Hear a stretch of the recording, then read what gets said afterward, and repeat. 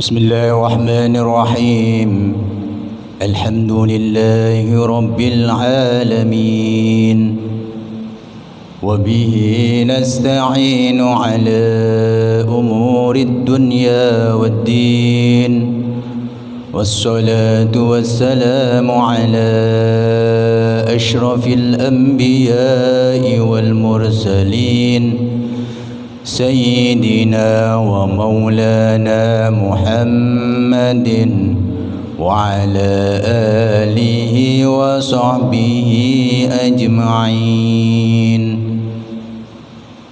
أما بعد فإن أصدق الحديث كتاب الله وخير الهدي هدي محمد صلى الله عليه وسلم وشر الأمور محدثاتها وكل محدثة بدعة وكل بدعة ضلالة وكل ضلالة في النار. وقال المصنف رحمه الله تعالى ونفعنا به وبعلومه وأمدنا بأسراره وبكم في الدارين آمين. بسم الله الرحمن الرحيم. الحديث الثاني, hadis yang kedua, al-Islam wal iman wal ihsan. Ini hadis menjelaskan tentang Islam, ma huwa Islam, wal iman, iman, wa ma huwa iman, wal ihsan, wa ma huwa ihsan. An Umar bin Al-Khattab radhiyallahu anhu.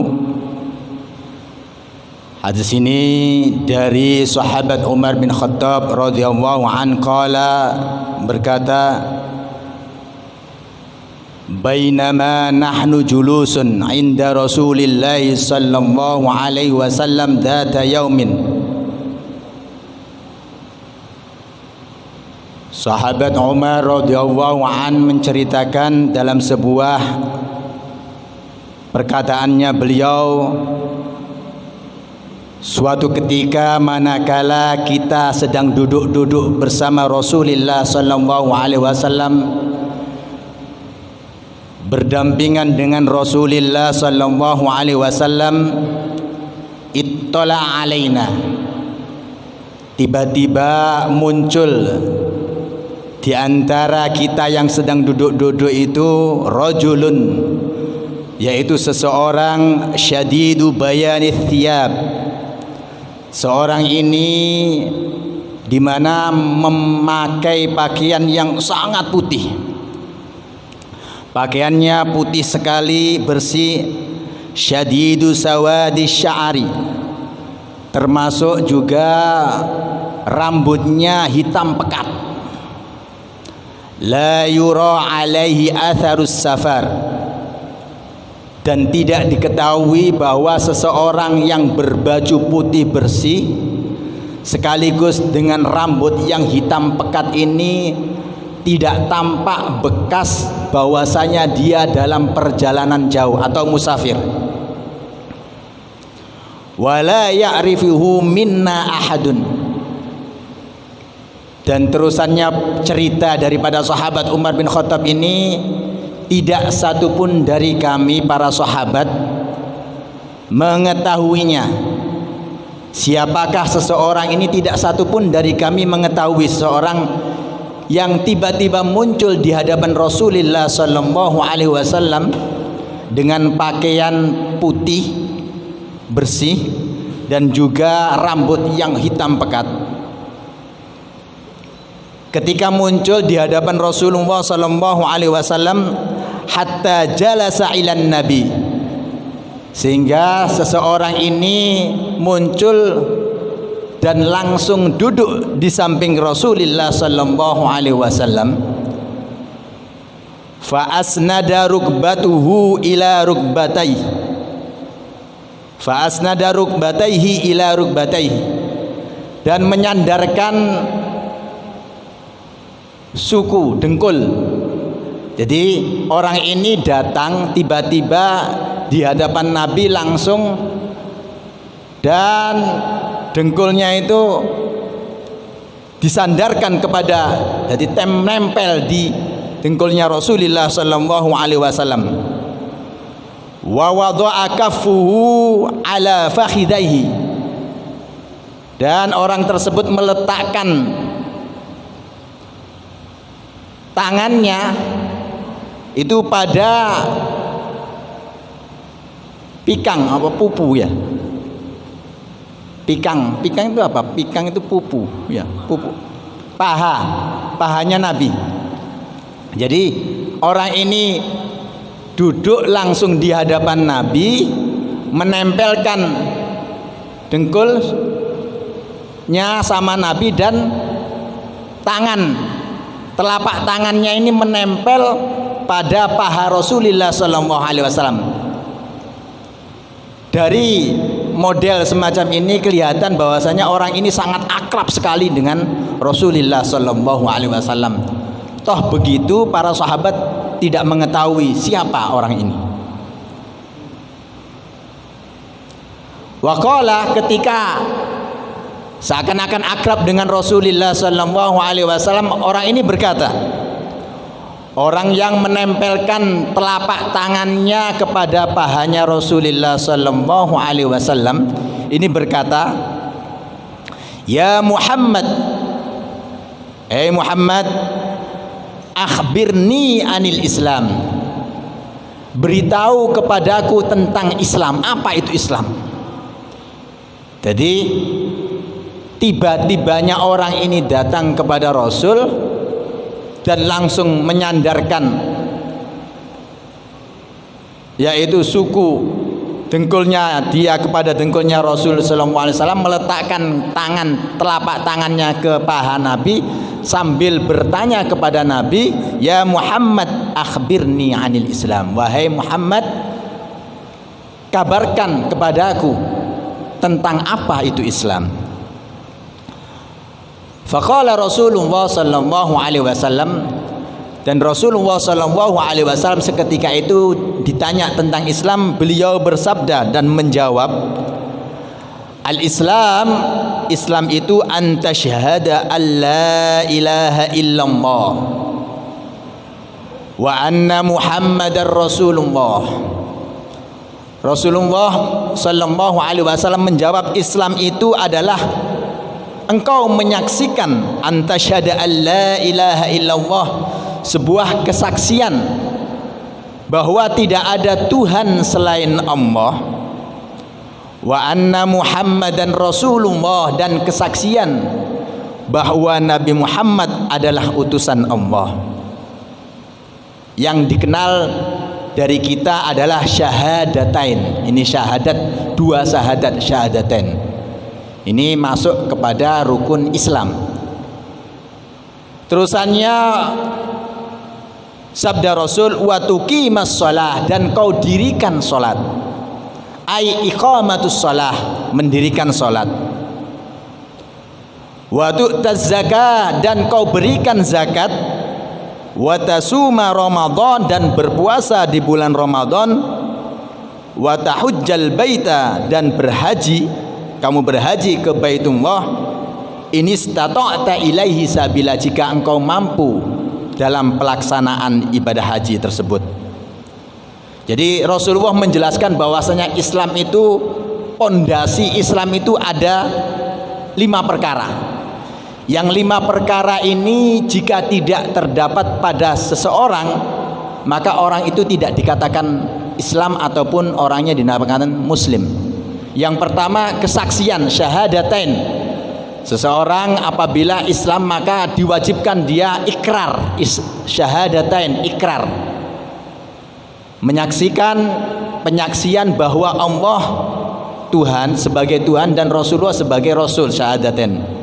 Yang kedua, iqamatus shalah, mendirikan salat, ai fi'lus salawatil khamsi. Mendirikan salat ini adalah melaksanakan sholat 5 waktu. Dan yang ketiga melaksanakan zakat, lebih-lebih zakat fitrah. Juga yang keempat puasa Ramadan, dan yang kelima terakhir yaitu berhaji bagi yang mampu. Ketika Rasulullah SAW menjelaskan Islam semacam itu di hadapan orang yang tidak satupun sahabat mengenalnya, maka orang tersebut mengatakan qala sodakta. Orang tersebut bertanya dan mengatakan kembali sodakta, benar engkau. Jadi bertanya dan membenarkan jawaban Rasulullah sallallahu alaihi wasallam. Fa'ajibna lahu yas'aluhu wa yusaddiquhu. Saat itu para sahabat cerita daripada Umar bin Khattab, fa'ajibna, kami heran kepada orang ini. Herannya orang ini adalah yas'aluhu, bertanya kepada Rasulullah, wa yusaddiqu, juga membenarkan jawaban Rasulullah. Jadi bertanya sendiri dan membenarkan jawaban dari pertanyaannya. Ketika itu orang ini juga berkata kembali, qala fa akhbirni anil iman. Wahai Muhammad, akhbirni anil iman. Setelah engkau beritahukan tentang kami bahwasanya Islam modelnya begini-begini, sekarang beritahu kami tentang iman. Akhbirni anil iman. Apa itu iman? Qala Rasulullah sallallahu alaihi wasallam, Rasulullah sallallahu alaihi wasallam bersabda, iman itu antu'mina billah. Pertama, iman itu adalah engkau beriman kepada Allah. Yang kedua, wa malaikatihi, antu'mina bimalaikatillah. Iman itu di samping iman meyakini adanya Allah, iman kepada Allah. Yang kedua, iman kepada para malaikat Allah. Wa kutubihi, dan iman kepada kitab-kitab Allah. Wa rusulihi, dan iman kepada Rasul Allah. Wal yaumil akhir, dan yang kelima iman kepada hari akhir. Wa tu'mina bil qadari, dan iman dengan takdir, kepastian, khairihi wa syarrihi, baik takdir itu bentuknya baik, bagus, wa syarri, ataupun takdir itu jelek. Karena takdir itu ada yang baik, ada yang jelek. Qala, ketika Rasulullah sallallahu alaihi wasallam menjelaskan bahwasanya iman di antaranya iman kepada Allah, iman kepada para malaikat Allah, iman kepada kitab-kitab Allah, iman kepada Rasulullah, rasul-rasul Allah, dan iman kepada hari akhir, juga iman kepada takdir baik buruk ataupun baik.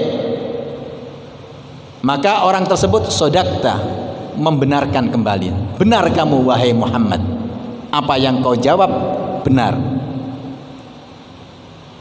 Faqala, ketika setelah membenarkan jawaban Rasulullah SAW, orang ini berkata lagi, fa akhbirni anil ihsan. Wahai Muhammad, akhbirni anil ihsan. Sekarang beritahu kepada kami, beritahu kepada aku, apa itu ihsan. Jadi yang pertama tadi iman, Islam, yang kedua iman, dan yang ketiga ini ihsan. Qala Rasulullah sallallahu alaihi wasallam, Rasulullah sallallahu alaihi wasallam bersabda, anta'budallah. Ihsan itu manakala engkau menyembah Allah, beribadah kepada Allah,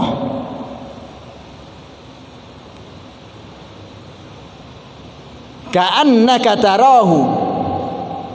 Jadi ihsan itu engkau menyembah Allah, engkau beribadah kepada Allah, ka'annaka tarahu, seakan-akan engkau melihat langsung wujud Allah.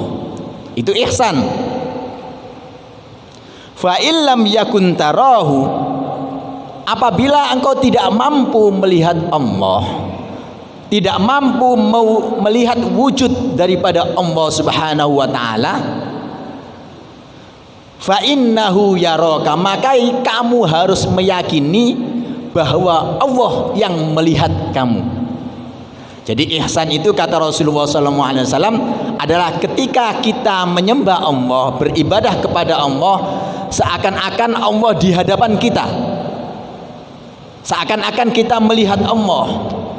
Manakala kelemahan kita tidak sanggup melihat Allah, tidak mampu melihat Allah, maka kita yakini bahwa Allah lah yang melihat kita.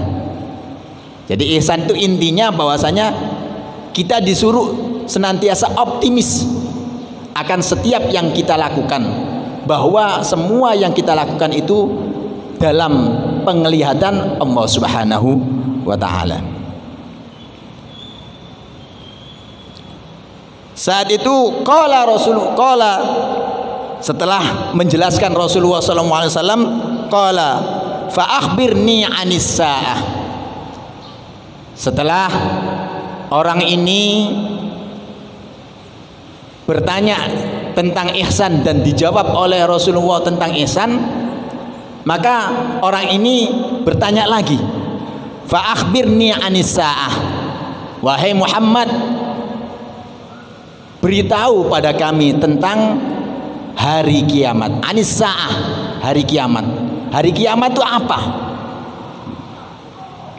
Qala Rasulullah sallallahu alaihi wasallam, mal mas'ul anha bi'a'lama minas sa'il.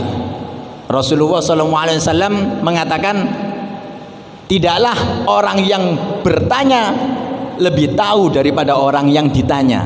Artinya bahwa Rasulullah mengatakan orang yang bertanya tentang kiamat itu lebih tahu persis tentang kiamat itu sendiri. Jadi Rasul memberikan jawaban semacam itu. Tidaklah yang ditanya itu lebih tahu daripada orang yang bertanya. Di orang yang bertanya, jadi Rasul mengatakan bahwa orang yang bertanya lah yang lebih tahu tentang kiamat itu apa. Qala, ketika Rasulullah SAW mengatakan semacam itu, fa akhbirni an amaratiha. Kalau begitu wahai Muhammad, ceritakan kepadaku tentang ciri-ciri kiamat, tanda-tanda kiamat. Apa itu tanda-tandanya? Qala Rasulullah SAW, Rasulullah bersabda, tanda-tandanya antalidal amatu rabbataha. Di antara tanda-tanda kiamat adalah melahirkannya seorang budak perempuan lahir dari hasil hubungan dengan tuannya, dengan majikannya. Ini diantaranya tanda-tanda kiamat. Ini banyak penafsiran. Jadi seorang hamba, kalau zaman dulu kan ada budak perbudakan, tapi sekarang sudah nggak ada perbudakan. Seorang hamba sahaya perempuan, budak perempuan melahirkan seorang anak dari hasil hubungan dengan majikannya. Jadi seorang majikan yang punya budak ini kan memang secara hukum Islam itu halal, boleh berhubungan dengan budaknya itu tanpa ada ikatan pernikahan. Zaman dulu waktu ada perbudakan itu boleh, halal. Sehingga di sini tanda-tandanya kiamat yaitu ketika seorang perempuan budak melahirkan dari hasil hubungan dengan majikannya yang merdeka. Majikannya kan merdeka, otomatis nanti anaknya ini anak merdeka. Jadi anaknya enggak anak budak, soalnya anaknya mengikuti nasab daripada bapaknya. Makanya ini yang menjadikan bahwasanya tanda-tanda kiamat aneh, keanehan-keanehan tanda kiamat. Tanda kiamat diantaranya yang kedua adalah wa antarul hufata. Di antara tanda kiamat itu adalah engkau melihat seorang yang tidak beralas kaki. Terus juga wal ura, wal urata, juga orang yang telanjang tidak berpakaian, wal alata, orang-orang fakir,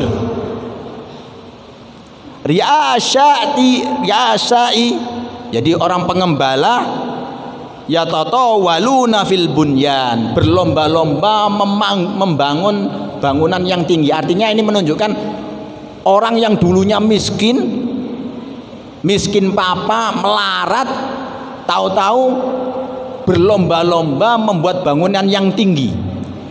Mungkin karena dapat kerojokan, dapat uang banyak, tahu-tahu langsung berlomba-lomba membuat bangunan yang tinggi.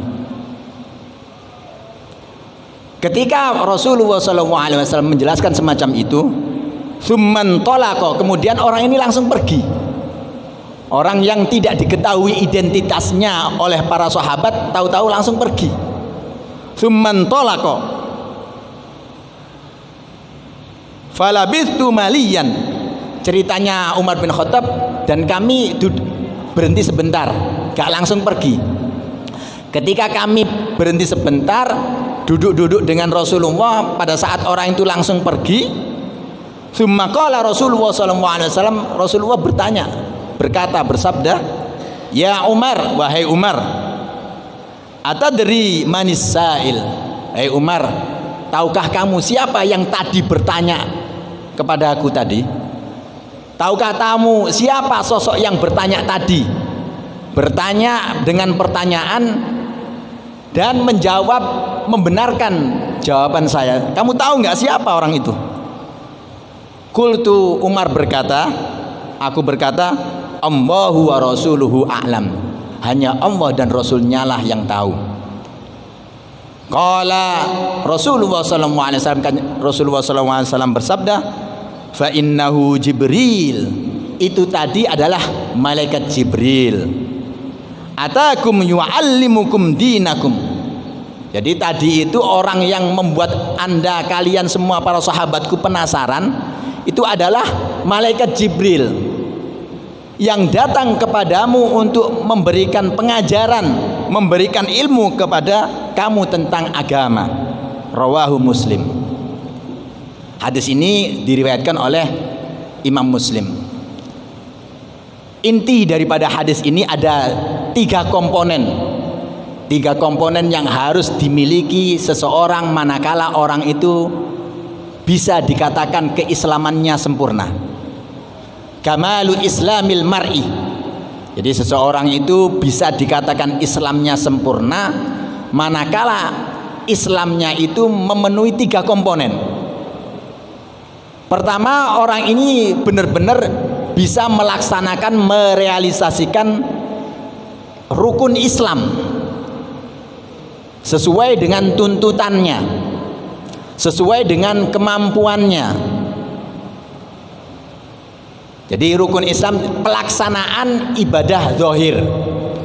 Jadi seorang itu dikatakan muslim manakala dia benar-benar bisa melaksanakan ibadah Islam, yaitu ibadah zahir, kayak seperti sholat, zakat dan lain sebagainya. Ini termasuk kategori ibadah zahir. Itu bisa melaksanakan kesemuanya itu sesuai dengan kemampuannya, seperti haji bagi yang mampu. Yang kedua, komponen yang kedua yaitu iman, yang kaitannya dengan batin, kaitannya dengan hati. Kalau yang pertama Islam kaitannya dengan zahir, ibadah-ibadah zahir. Yang kedua batin, dan ini yang tidak kalah pentingnya, batin ini, batinnya. Jadi manakala ada seseorang batinnya iman kepada Allah, iman kepada Rasulullah, tetapi secara zahirnya tidak melaksanakan syariat Allah, maka jelas orang itu tidak dikategorikan muslim, tidak jelas keislamannya, tidak bisa dikatakan orang yang sempurna Islamnya. Maka orang yang sempurna Islamnya adalah manakala mempraktekkan keislaman secara zahirnya juga meyakini dalam batinnya. Jadi iman, jadi zahirnya itu pelaksanaan ibadah, batinnya meyakini di dalam hatinya, yaitu iman. Dan yang ketiga ihsan. Ihsan ini dalam konsep sekarang ini adalah optimistis. senantiasa optimis melakukan apa saja, ibadah apa saja secara optimis. Artinya bahwasanya ketika dia melakukan, taruhlah contohnya sholat, dia harus optimis bahwasanya sholat yang ia lakukan adalah benar-benar persembahan untuk Allah Subhanahu wa Ta'ala, yang kebaikannya kembali pada dirinya sendiri. Jadi setiap ibadah manakala dilakukan secara optimis dengan pengharapan kepada Allah Subhanahu wa Ta'ala, maka insya Allah ibadah yang dilakukan oleh seseorang itu akan sempurna. Sholat zahir, secara zahir dilakukan oleh seorang muslim dan meyakini di dalam batinnya keimanan kepada Allah, juga menanamkan sifat ihsan, optimisme bahwa benar-benar dilakukan secara sempurna sesuai syarat rukunnya. Makanya orang itu apabila melaksanakan sholat secara sempurna sesuai dengan syarat rukunnya, maka orang itu tidak akan melaksanakan kemungkaran ataupun kemaksiatan. Otomatis harus tahu ilmunya sholat. Seperti mana kita tahu ilmunya sholat, sebagai makmum juga harus tahu. Sebagai makmum, yaitu diantaranya kewajiban makmum di dalam pelaksanaan sholat jamaah, tidak boleh mendahului gerakan imam. Ini penting dalam pelaksanaan sholat. Seorang makmum tidak boleh mendahului gerakan imam ataupun memperlambat gerakan imam, mengakhiri. Jadi pasnya ketika imam itu aba-aba, Allahu Akbar, bar langsung makmum mengikuti. Nah, itu namanya tidak mendahului juga tidak mengakhiri. Jangan sampai kita, apalagi kayak seperti sholat terawih, nunggu imamnya selesai mendekati mau rukuk baru takbir, nanti kurang mendapatkan fadilahnya jamaah secara sempurna.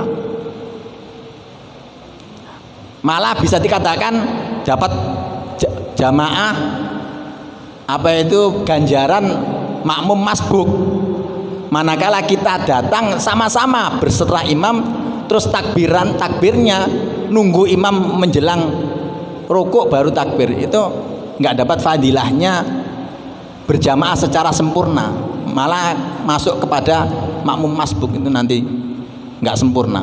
Makanya yang sempurna, seorang makmum harus tahu ilmu kemakmumannya, yaitu tidak boleh, jangan sekali-sekali mendahului gerakan imam.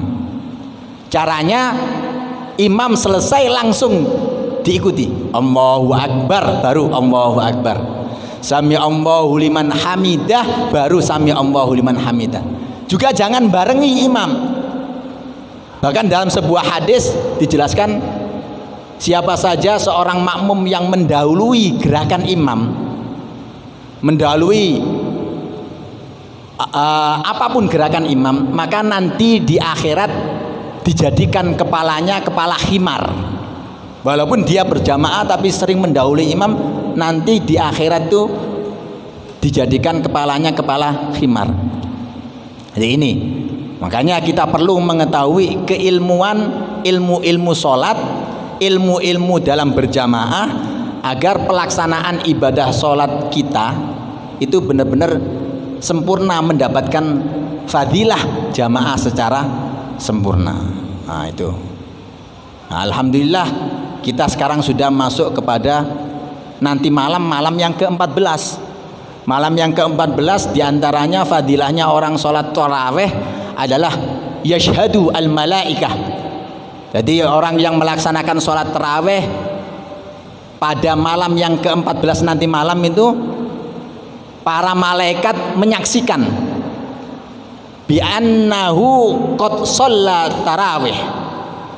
Jadi dalam sebuah hadis dijelaskan, para malaikat nanti malam membuat kesaksian di hadapan Allah Subhanahu wa Ta'ala orang yang melaksanakan sholat tarawih yang malam ke-14. Kesaksiannya malaikat sehingga Allah Subhanahu wa taala dengan kesaksian malaikat bahwa orang ini melaksanakan sholat tarawih malam yang ke-14, maka Allah meringankan, bahkan tidak menghisap waktu kiamat. Di hari kiamat orang ini tidak dihisap, langsung dikumpulkan dengan orang-orang yang solehin, muttaqin, orang-orang yang soleh, orang-orang yang bertakwa. Karena di waktu kiamat itu kan orang digiring, dijadikan satu sesuai dengan amal perbuatannya. Ada yang sampai keringatnya itu sampai ke leher, sampai ke muka dan lain sebagainya. Bahkan ada yang tenggelam dengan keringatnya sesuai dengan amal perbuatannya. Nah, nanti malam kalau kita melaksanakan sholat taraweh, fadilahnya adalah bahwa di hadapan Allah Subhanahu wa taala para malaikat bersaksi orang ini sudah melaksanakan sholat taraweh, dan Allah akan membebaskan tanpa hisab di yaumil kiamah. Tidak dihisab di hari kiamat, otomatis kita akan dijadikan penduduk-penduduk surga. Mudah-mudahan barokahnya kita mengaji benar-benar diberikan Allah Subhanahu wa taala kekuatan untuk beribadah kepada Allah, kekuatan untuk melaksanakan puasa ini secara sempurna, sehingga benar-benar kesempurnaan ini bisa mendatangkan kita dan mendapatkan kita malam 1000 bulan, malam Lailatul Qadar. Amin Allahumma amin. Wallahu a'lam bissawab. Al-Fatihah.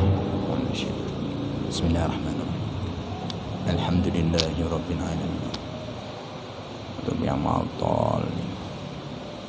Bismillahirrahmanirrahim. Alhamdulillahil alamin. Allahumma shalli ala sayyidina Muhammad wa yassir wa sahhil jami'a umurina wa balligh maqasidana tawil amalna wa ta'dilna wa fi sihatin wa afiyatin wa shim mardana shifaan ajin la yughadiru saqaman wa lam wa fil lana wa lana Muhammad kama rabbayana siwara. Allahumma ya wani ya hamid ya mudi ya mu'in ya rahim ya wadud ikfina bihalalika an haramik wa aghnina bi fadlika man siwak. Rabbana atina fid dunya hasanah wa fil akhirati hasanah wa qina adhaban nar. Tawaffana muslimin wa alhiqna bis salihin fadlika ya arhamar rahimin.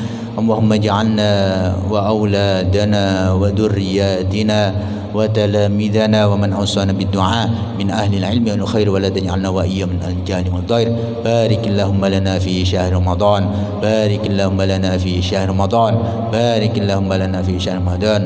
Sallallahu alaihi wasallam. Alhamdulillahi rabbil alamin. Subhanakallahumma wa bihamdika asyhadu an la ilaha illa anta astaghfiruka wa atubu ilaik.